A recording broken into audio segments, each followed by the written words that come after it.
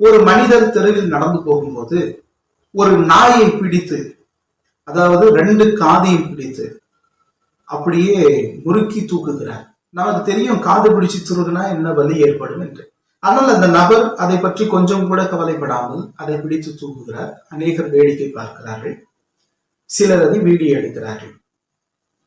அந்த நாய்க்காக குரல் கொடுப்பதற்கு ஒருவரும் இல்லை. திடீரென எங்கிருந்தோ ஒரு மாடு வந்து அந்த நபரை முட்டி கீழே தள்ளியது, அந்த நாயை காப்பாற்றியது. எதிர்பாராத நேரத்தில் இந்த சம்பவம் நிகழ்ந்தது. அன்பானவர்களே, இறைவன் நம்மை பார்த்து கொண்டுதான் இருக்கிறார்.